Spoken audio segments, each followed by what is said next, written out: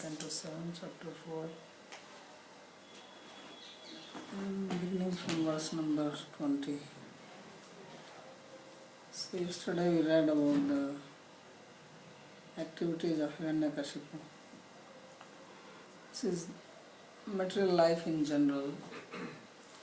The people are acting like this, or at least they are dreaming to act like that.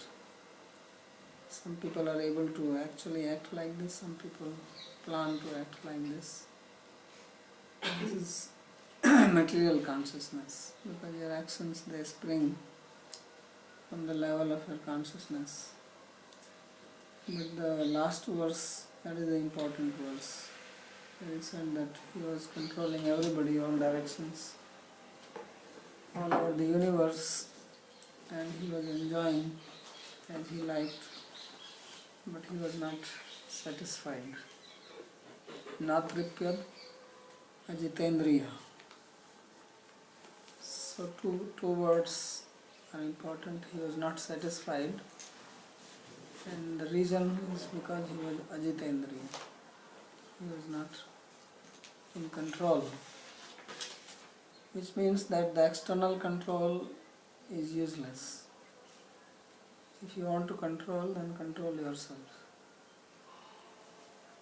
and that is the real control. So one who can control one's mind, he or she is the real controller. And if you cannot control your mind, then you may be the king or queen, you are still a slave. So this is the conclusion.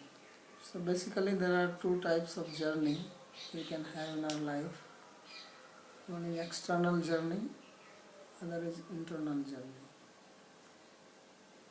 External journey is almost everyone doing that. Everybody is dissatisfied in whatever situation they are, so they are trying to move from that. Right? Everybody is trying to go somewhere in a material way, whether it is in relations, in positions, in possessions, or some attributes physically. So this is the external journey. Another is internal journey. So this external journey does not satisfy us. It may keep us busy, but doesn't give satisfaction. So satisfaction comes when you have internal journey, when you move towards your own self. So this is the difference between science and spirituality. The journey of science is external. Therefore they are going very far away. Going to moon, going to Mars, wherever. And spiritual journey is coming back to yourself, into your source. So that's both are journey, both are actually trying to achieve, and the goal is same for both. Science goal is also that you feel happy.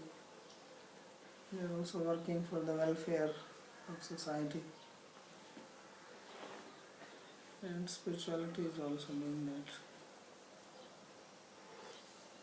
So evam aishwarya mattasya diptasya shastravartinaha Kalo mahan vyatiyaya brahma sapam upayushaha.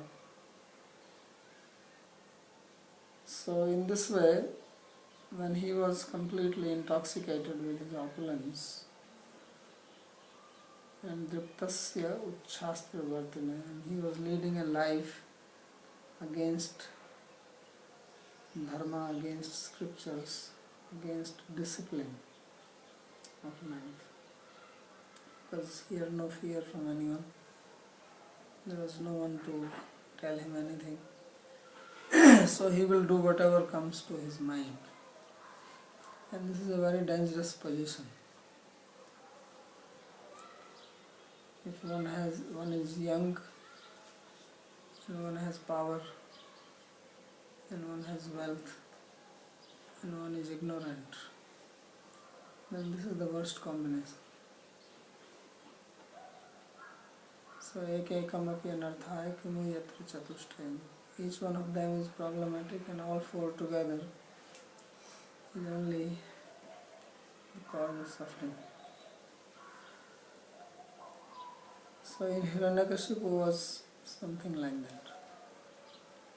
So he says, Kalo Mahan Vyatiyaya, big time passed like this.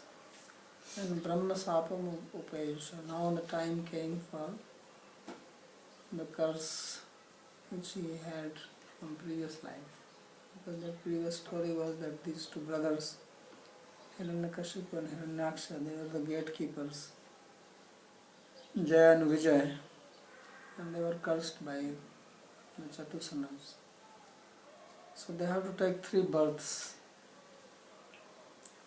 and then they will be reinstated in their position as gatekeepers.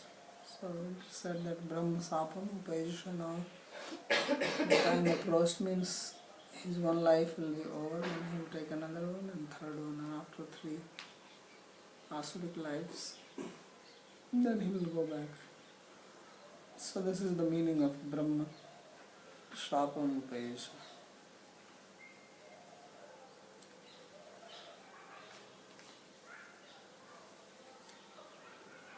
So commentary, there is no commentary. Tasya ugradanda samvignaha sarve lokaha sapalakaha anyatra labdha sharana sharanam yayurachyutam. So all the protectors of various planets and directions and all the people, they were all disturbed by his rule, and they did not find any shelter anywhere, so therefore they approached Lord Krishna. Earlier, if you remember, when they felt troubled, they went to Brahma, because Brahma is in charge of all these devas, and the usual procedure is that whenever these devas feel problem, they go to Brahma. In the 10th canto, there is also a story that when Kamsa and all these people, they were troubling, then they approached Brahma, and then Brahma took them to Vishnu, and they all prayed there. So last time also they did that, but this time they did not do that. They bypassed Brahma. Why? Because they realized that it is useless to go to Brahma now. Because Brahma is the one who gave the boons to Hiranyakashipu. So now he is not going to go against his own word. So they thought that we cannot get any help from him, so let's go to the higher authority. So therefore they go to Krishna directly. Otherwise, usually they don't go to him directly, they go through Brahma. And then either Brahma will solve the problem, as he tried to solve last time, we saw, but he did not solve it. He only made it worse. So usually Brahma will join them and they all go to Vishnu. Many times it is described like that. So this is a specific instance where they are not going to Brahma. So you should also, it means that if you want to get some help, then go to a person who can help you. If you know that somebody cannot help you and you go to that person, then you will create trouble for yourself and also for that person.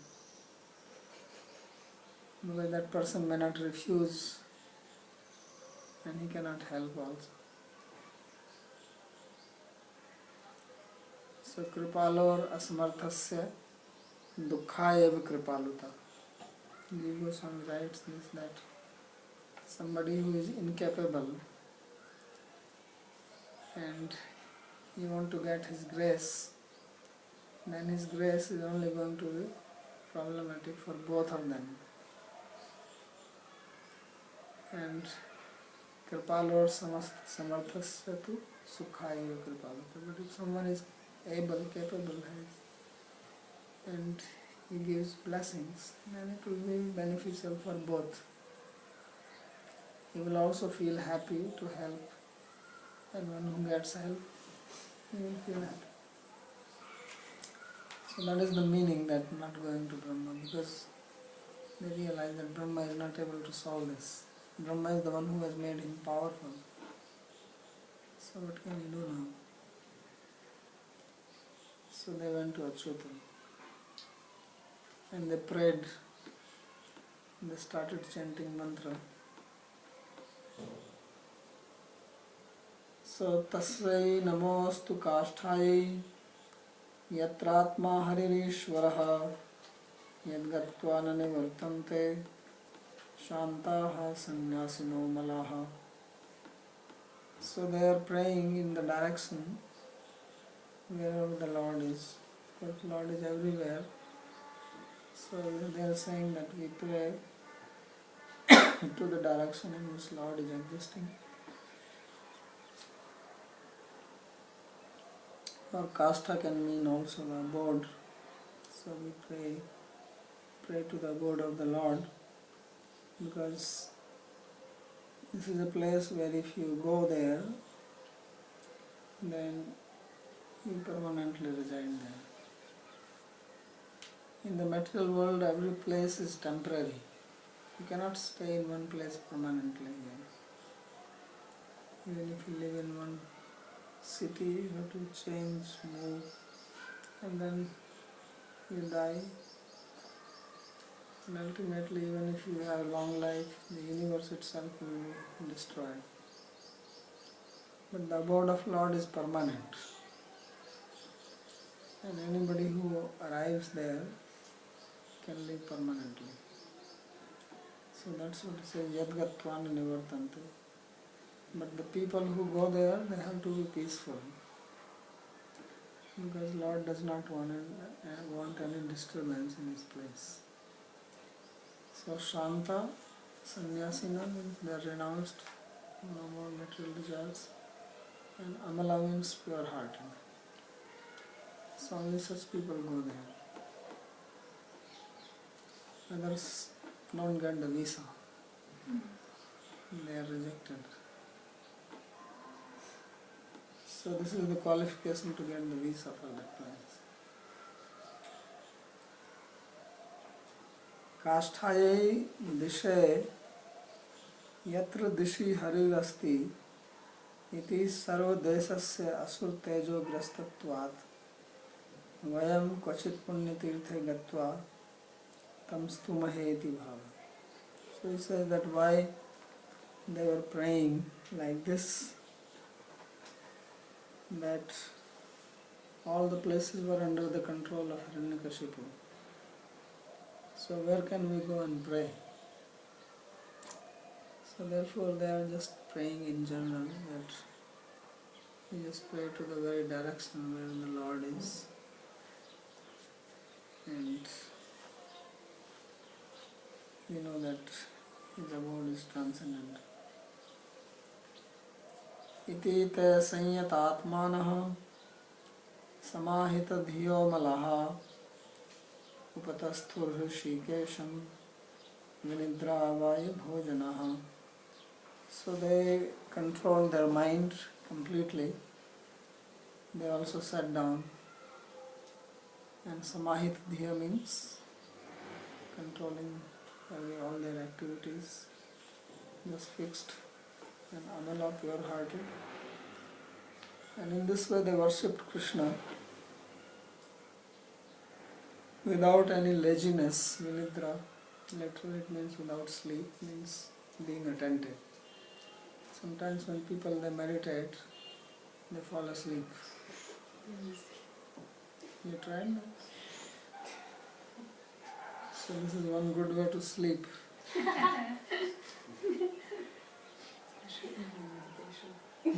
Especially evening meditation. Yes. So they said here Vinidra, that without sleeping, they were fixed in their meditation and they did not fall asleep. It's the great achievement. Otherwise you sit down peacefully, close your eyes and then you fall asleep. And Vayu Bhojana, and they were only eating air. So that was a good thing. No more food, because you eat food and then you fall asleep. So if you don't eat, you cannot sleep. Right, Kamala?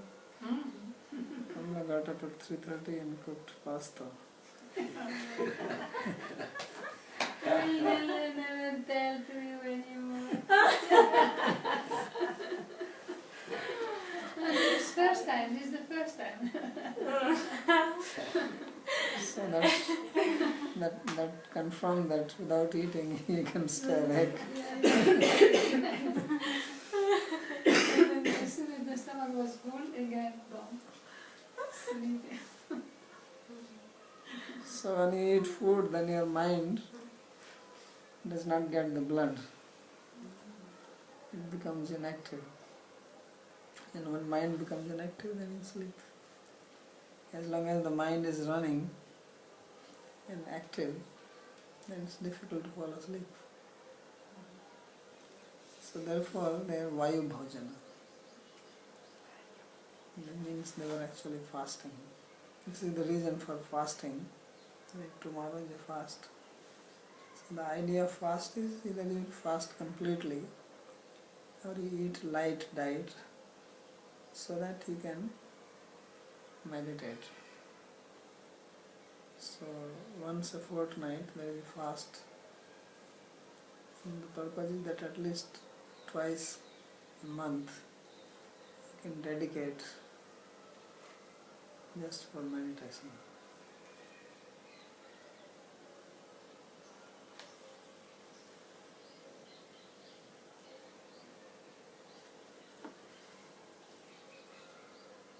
So tesham avirbhut brahmani arupa meghanishvanaha sannadayanti kakubha sadhunam abhyankarihi.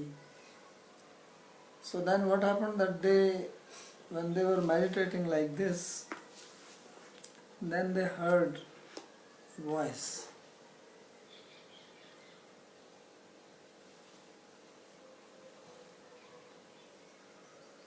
Now we cannot hear God because there is too much noise in our mind. So the idea of meditation is to make your mind free from noise. It's like if there is too much noise and you may have a clock on the wall which makes the ticking sound and you don't hear the sound because of the noise. But when the room is peaceful, then you can hear the tick, tick, tick, tick sound of the clock. So that sound is there even before, but because of the noise, that sound gets drowned in it.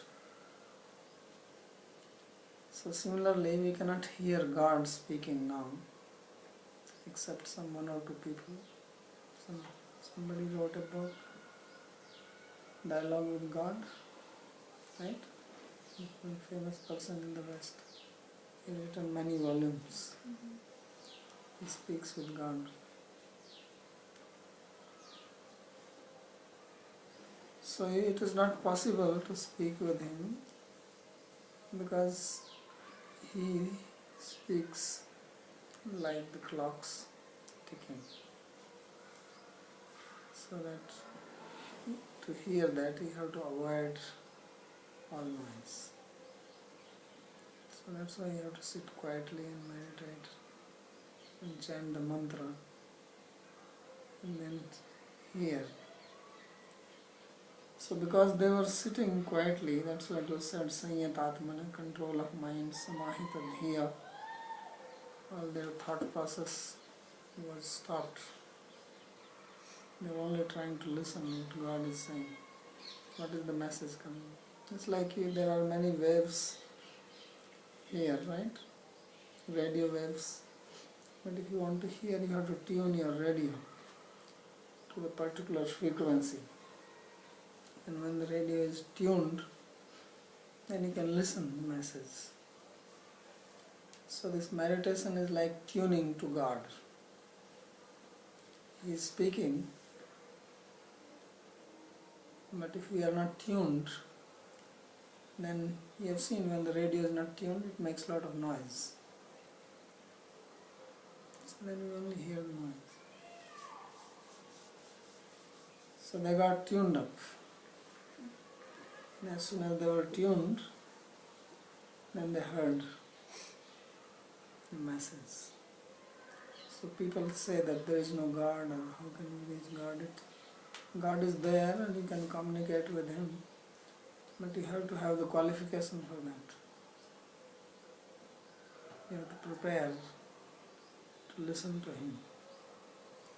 You cannot listen while listening the external sound. It has to stop. And the internal, actually worse than external sound is the internal sound, which is always going on inside. There is a monologue. We talk to ourselves. So that has to be stopped. And then you can tune.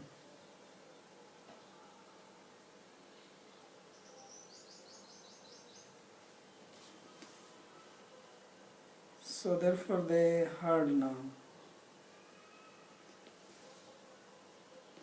So what did they hear?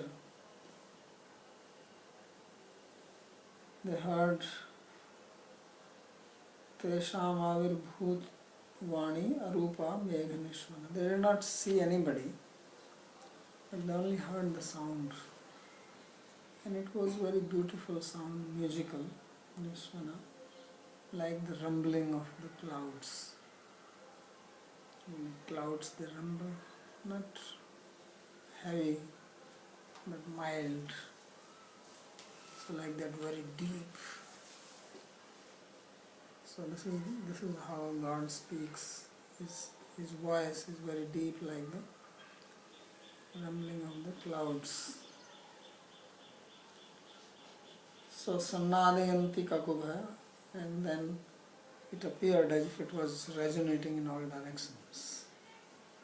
When they started hearing it, it was as if the whole firmament was filled with that sound. There was nothing else, because there was so much concentration.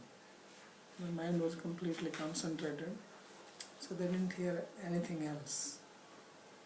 So that is meditation. When your mind becomes fixed on the mantra, then you don't hear anything else except the mantra. So sadhunam abhayankari. And the sound was so nice that all the gentle people, all the holy people, they became fearless just by hearing that sound. It was so assuring.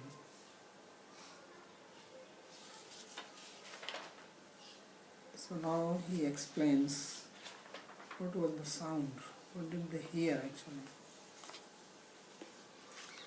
So the sound said,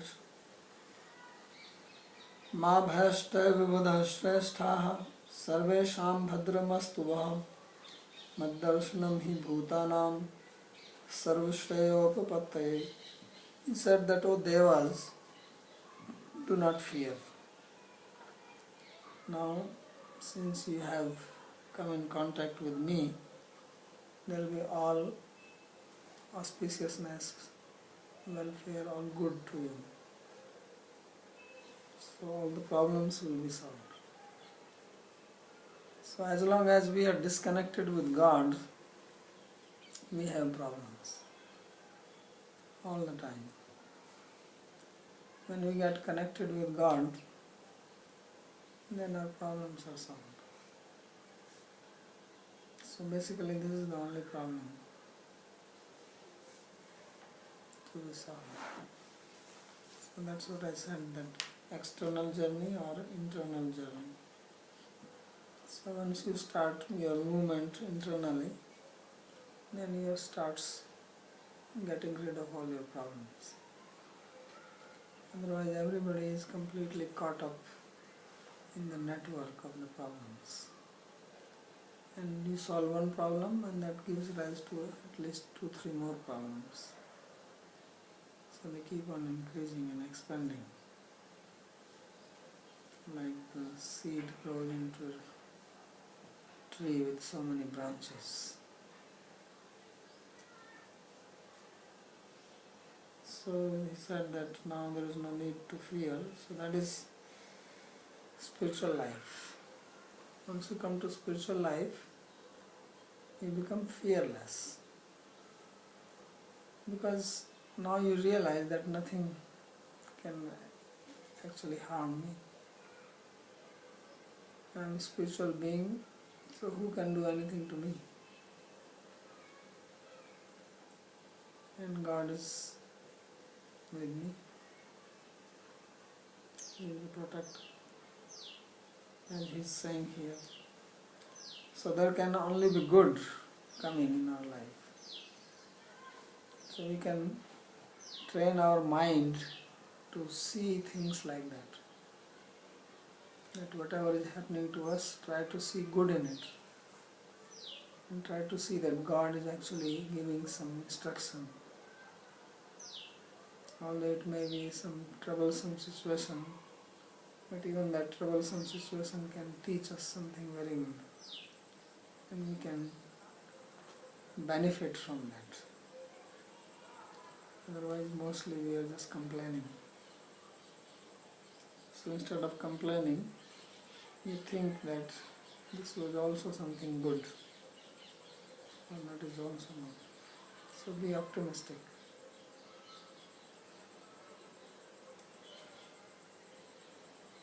So he says that mad darshanam hi bhutanam sarvashreyopapatte. He says that my vision, my darshan is for all benefit, everyone's benefit. So of course they are not seeing him, so why is he saying darshan? Darshan here is by hearing, not by seeing physically through the eyes, but just hearing. That is also as good as seeing, because in case of Lord, he is absolute. His word and he are non-different. Just as his name and he are non-different. In our case, our name and we are different. Therefore you can change your name and then forget about your present name completely. But in case of God, the name and he are one. There is non-duality. So that is the case with everything related with him. So his word is non-different. So if you can come in contact with his word, then you have come in contact with him. So that's why he says darshan. That my darshan is all good. So darshan basically means experience. So whether we experience by hearing or by seeing.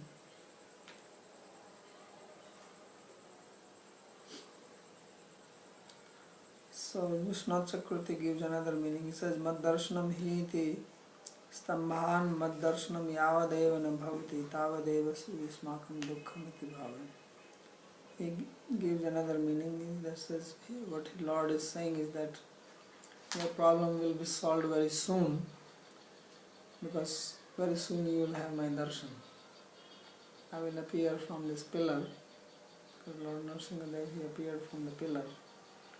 So then your problem will be solved, because he will kill Hiranyakashipu. So he says as soon as you have my darshan, then the problem will be solved, and now it's not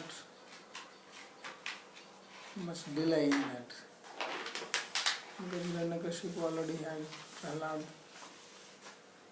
and soon they will describe how he had problem with Prahlad, his son, and then he will be killed.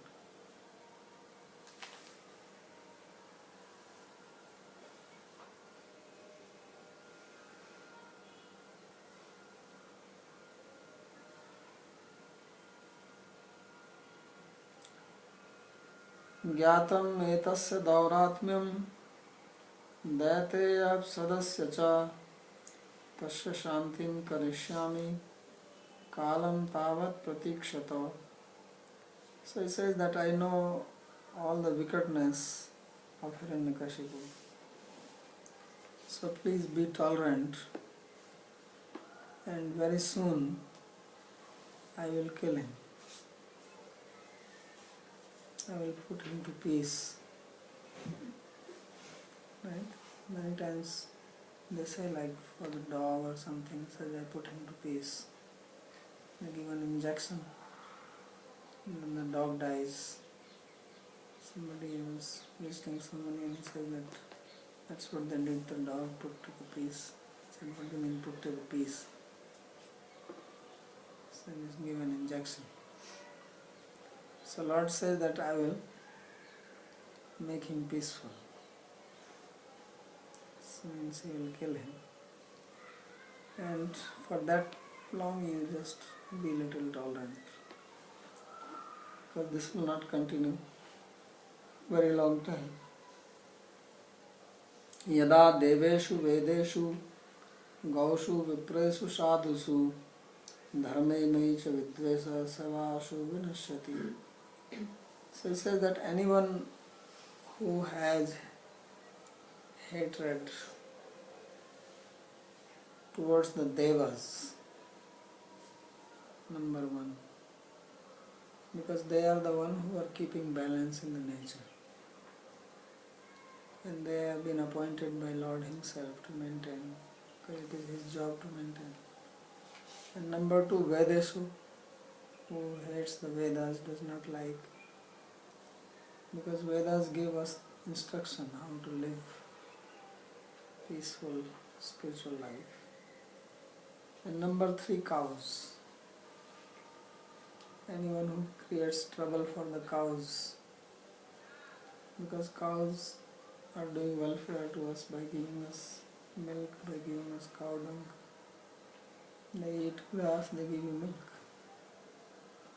What more do you want? And then they give cow dung, which is a fertilizer. So the grass comes from the field, they eat it, they give you milk, and then they also produce fertilizer which will create more grass. So such a nice being. No waste product. So Devas, cows, and who else? Vedas. Devas, okay. And Viprasu, those who know the Vedas, they are Vipras, because they disseminate knowledge. And Sadhusu means devotees of the Lord. And Dharma, and the Dharma itself, and Mai, the Lord. So anyone who dislikes, is envious or hates these people, then he will be destroyed very soon. So that is actually the problem at present. That people are against Brahmanas, against devotees, against Dharma, against Vedas, against Devas, against cows. They are eating cows. Cow is like a mother and people eat, kill and eat. So he says that such people will be very soon destroyed. So that's why Hiranyakashipu, because he was against all this, he was against the Devas, he was against Vedas, he was about cows, it didn't say anything, but he was against Brahmanas, Sadhus, Dharma, and also Lord Vishnu himself. So he was actually against each one of them, except we did not read anything about the cows, he was against that also. So Nirvaraya Prashantaya Swasutaya Mahatmane Prahladaya Nadruye Dhanishye Pi Varorjitam. So he says that when he will become envious of his own son, who is free from any hatred for anybody, who is very peaceful, and who is a great devotee, he says, then I will kill him, although he is very powerful with all these boons from Brahma. He says, then I will not bother about any of these boons. So nanu brahma varorjitam ayam bahukalta eva devadin dushanapi naiv nashyati tatra. So if someone raises a doubt that how will you kill him, he has got the boons from Brahma. And Lord also has to respect that Brahma is also a devotee. So then he says that I can tolerate everything, but I cannot tolerate if somebody becomes against my devotee. So this is what Krishna says in Bhagavad Gita, Kauntaya pratijanihi nagad bhakta pranashyati. So Lord does not tolerate disturbance to his devotee, as the story of Ambarish in the 9th Canto will come later on. Durvasa Rishi, he was troubling Ambarish Maharaj. Because Ambarish went to, Durvasa went to Ambarish, and Ambarish received him, and then he wanted to offer him meal. So he says, I will go and take a dip in the river and come. So he went, but then he went inside the river and he got into Samadhi, and he did not come for a long time. And Ambarish was fasting for Ekadasi, and it was next day, Dwadasi, he has to open his fast. And he thought, what can I do now? I cannot eat before the guest is fed. On the other side, I have to break my fast. So he consulted the Brahmanas, and they said, you can take little water, and that will break your fast, and it is not amount to eating. So he did that, but when Durvasa came, and by his yogic power he found out that he has taken water, he became very angry. He says, how dare you can take water without first giving me food. And then he pulled out one hair from his head, threw it on the ground, and one hobgoblin came out, wanted to eat up King Ambarish. So then Lord's chakra came and protected him and started running behind Durvasa. So Lord can tolerate his own insult, but not insult of his devotee. I'm just reading one story in Skanda Purana, very interesting, with Durvasa only. When Lord Krishna was living in Dwarka, so one day with his wife, with his queen, Rukmani, he went to see Durvasa, because Durvasa came and camped outside the city. So he heard that Durvasa has come. So he went, like a married person goes with family. So with wife, he went to see him, have his darshan. And then he worshipped Durvasa, paid respect to him. And then he requested that you please come to my house and have lunch. Because in India it is a custom to invite sages, holy people to your house, feed them. Then people feel blessed by doing that. It's considered as a very pious act. So Durvasa said, yes, I will come, but I have one condition. Because Lord Krishna came in the chariot as a royal person. So he says, I will come, but you remove these horses, and I will sit in the chariot, and you and your wife, you pull me in the chariot. Can you imagine? And Krishna agreed. It's amazing. Krishna was actually pulling. One side was Rukmani, other side Krishna on the chariot. They have this yoke. And with that they were pulling the Dasa. And then of course the story further goes that Rukmani after some time felt very thirsty. So she told Krishna that I am very thirsty, because she is not used to such type of labor. A female doing that. Krishna, of course, he was a cowherd running around here in Vrindavan. He was a tough guy. He can do that. But what about Rukmani? She was a princess. She never did anything like this. So he said, I want some water. And they didn't have this bottle in those days. And there was no shop. So what to do? So what Krishna did, that he hit the ground with his foot and the water came out. And said, you drink this. So Rukmani drank.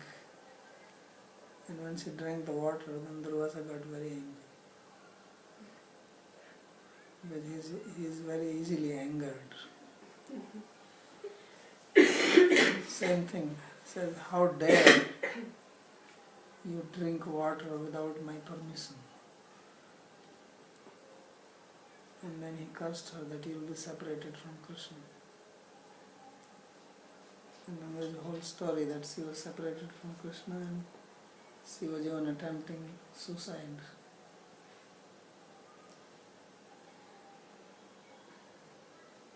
How is that the man in this horrible condition? So you see, Lord, he can do anything himself, but he says that I cannot tolerate if someone tries to attack my devotee. So that's what he showed in Kurukshetra also. He was driving the chariot of Arjuna. So, of course, we know that Arjuna asked him to drive the chariot. But actually the real reason was that he was very much worried about Arjuna, and therefore he wanted to be on the chariot himself to make sure that Arjuna is safe. That was the reason. And therefore once when Arjuna's life was in danger, when Bhishma attacked very ferociously and Arjuna was almost killed, then Krishna lost his temper. When he jumped from the chariot, although he was not a fighter, he was only having this one baton in his hand and ropes. So when he saw Arjuna in difficult situation, he jumped and he took a wheel, broken chariot wheel in his hand, and he ran towards Bhishma and he says, I will kill this old fellow. How dare he wants to attack my devotee. He was completely out of control. Although he has given a word that in this battle he will not fight. And Arjuna was running behind him to stop him. He says, what are you doing? You are not supposed to do that, because you took a vow that you will not participate in the battle. So he says, hell with my vow. And Arjuna was even holding him from his hips, trying to catch him. And Krishna dragged him. He did not stop. Arjuna was on his knees, holding him like this, and Krishna dragged him. So when Bhishma saw this, then he became very happy. He says, this is what I wanted to see. So when he stopped, he dropped his bow and arrow and he started looking at Krishna and prayed to him. Then only Krishna's anger came down. So because this is what love means. How can you see your beloved being troubled and you just sit peacefully, not do anything? So Krishna, he loves his devotees more than his own self. He can tolerate insult on himself, but not of his own devotee. So that's why he came as Hiranyakashipu. When he will trouble, that's what he's saying, that Nirvaraya Prashantaya Swasutaya Mahatmane Prahlada Yada Hi Druho Hanishyapi Varavajitam. Says when he will trouble my devotee Prahlad, he is so peaceful and devoted, then I will tear apart this Hiranyakashipu into pieces. So Hiranyakashipu, Lord Nrsimhadeva became so angry that even Brahma was scared to go near him. Even Lakshmi Devi was afraid to go. He was so angry. Absolutely angry. So that's what he is assuring them, and don't worry, I will come and I will take care of them. So sarvamaham sahe na bhakta droham iti bhava. Says, I can tolerate everything, but not someone trying to harm my devotee. So this we'll read in the next class. Stop. On the next, he will start speaking about Prahlad, his character. If there is any question on this. About this easily anger, this Durvada which is easily cursing and anger, and gods. So why he is like that? Why he is like that? That's his nature. Some people are ill-tempered. Saying that. He's a wish. Really expect that Because- Rishi is always calm, Yeah. and wise, Controlling and themselves. control. Because he is a potency of Lord Shiva.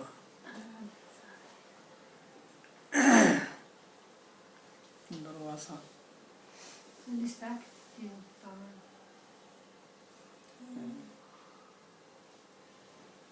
Actually, anger and destructive. Also because of anger we have so many nice stories. Without anger, because See, it's that is the- baptism. That is the other side. You have to see if he doesn't become angry at Ambarish, how do we know that Lord is so protective of his devotees? If he does not become angry at Krishna, then how do you know that Krishna is so tolerant? And so humble.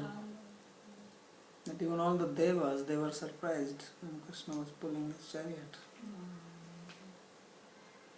Everybody came and says, what is this?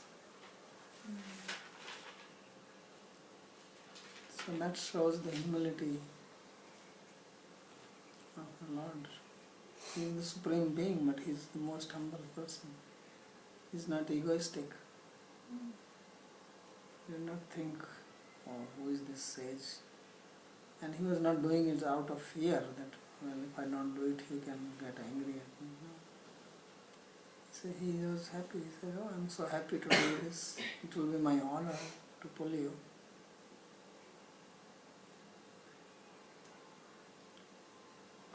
Okay.